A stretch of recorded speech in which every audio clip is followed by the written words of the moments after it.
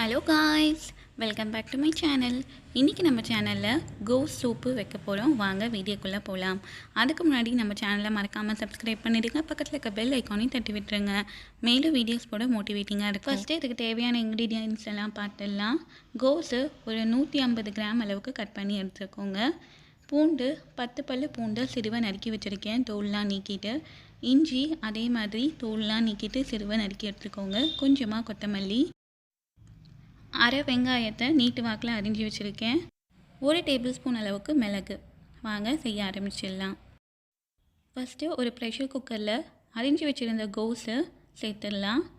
இது கூட அரிஞ்சு வச்சுருந்த அரை வெங்காயத்தையும் சேர்த்துடலாம். சேர்த்துட்டு இதுக்கு தேவையான அளவுக்கு உப்பு, தண்ணி 1 டம்ளர் அளவுக்கு தண்ணி சேர்க்க போகிறேன். கரெக்டாக 200 ml வாட்டர். தண்ணி சேர்த்துட்டு லிட் போட்டு க்ளோஸ் பண்ணிவிட்டு கேஸ் ஸ்டவ்வில் வச்சிடலாம். 4 விசில் விட்டு எடுத்துடுங்க மீடியம் ஃப்ளேமில். விசில் வந்தாச்சு, ப்ரெஷரும் குறைஞ்சாச்சு. இப்போ ஓப்பன் பண்ணி பார்க்கலாம். கோஸும் வெங்காயமும் நல்லா வெந்து வந்திருக்கு பாருங்கள். இதை மிக்ஸி ஜாரில் சேர்த்துக்கலாம். நல்லா மைய பேஸ்ட்டாக அரைச்சி எடுத்துகிட்டு வர போகிறோம். வேக வச்சுருந்த கோஸும் வெங்காயத்தையும் கொஞ்சம் தண்ணி இழுத்துட்டு சேர்த்துக்கோங்க. வேக வச்சதை சேர்த்தாச்சு. இதை நல்லா மைய பேஸ்ட்டாக அரைச்சி எடுத்துகிட்டு வந்திருக்கேன் பாருங்கள். இப்போ வேக வச்சிருந்த தண்ணியை சேர்த்துக்கலாம். இது கூட அரை கிளாஸ் அளவுக்கு தண்ணி சேர்த்துருக்கேன். தண்ணி சேர்த்து இந்த அளவுக்கு அரைச்சி எடுத்துகிட்டு வந்தாச்சு. இதை இப்போ ஓரமாக வச்சிடலாம். வாங்க செய்முறையை பார்த்துடலாம். சூப்புக்கு ஃபஸ்ட்டு தேவையானதே பெப்பர் தான். ஃபஸ்ட்டு பெப்பர் பவுடர் ரெடி பண்ண போகிறோம். கேஸ் ஸ்டவ்வில் ஒரு நான்ஸ்டிக் ஃப்ரை பேன் வச்சுருக்கேன். இதில் 1 டேபிள் ஸ்பூன் அளவுக்கு மிளகு தொடர்ந்து லோ ஃப்ளேமில் 3 நிமிஷம் அளவுக்கு வறுத்து எடுத்துக்கலாம். 3 நிமிஷம் லோ ஃப்ளேமில் வறுத்து எடுத்தாச்சு. இதை மிக்ஸி ஜாரில் சேர்த்து நல்லா பவுட்ரியாக அரைச்சி எடுத்துகிட்டு வந்துடலாம்.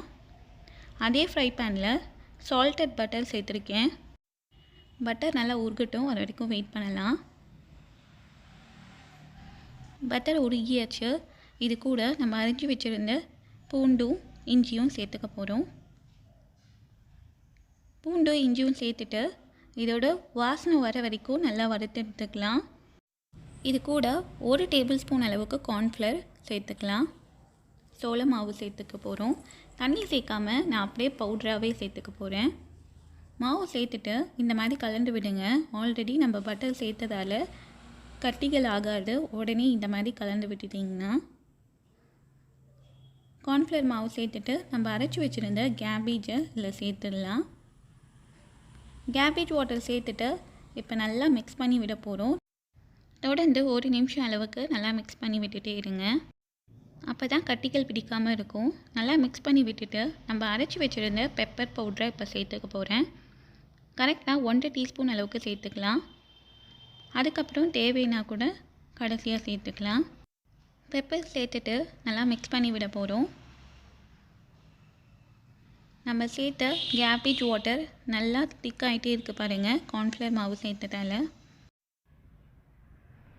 கரெக்டாக ஒரு 2 மினிட்ஸ் அளவுக்கு மட்டும் கொதிக்க விடுங்க. அதுக்கு மேலே கொதிக்க வேண்டாம், ரொம்ப திக்காகிடும். 2 நிமிஷம் கழித்து ஃபினிஷிங் டச் கொஞ்சமாக கொத்தமல்லி. இதை பவுலில் மாற்றிடலாம். இதுக்கு மேலே லேசாக பெப்பர் தூவிக்கலாம். தூவிட்டு கடைசியாக கொஞ்சமாக கொத்தமல்லி. ஹோட்டலில் கொடுக்குற மாதிரியே ரொம்பவே சுவையான creamy and tasty cabbage soup ready ஆகிருக்கு. நீங்களும் இதை ட்ரை பண்ணி பார்த்துட்டு உங்கள் கமெண்ட் சொல்லுங்கள். திக்னஸ் எவ்வளோ கரெக்டாக இருக்குதுன்னு பாருங்கள். மறக்காமல் நம்ம சேனலையும் சப்ஸ்கிரைப் பண்ணிவிடுங்க. Thanks for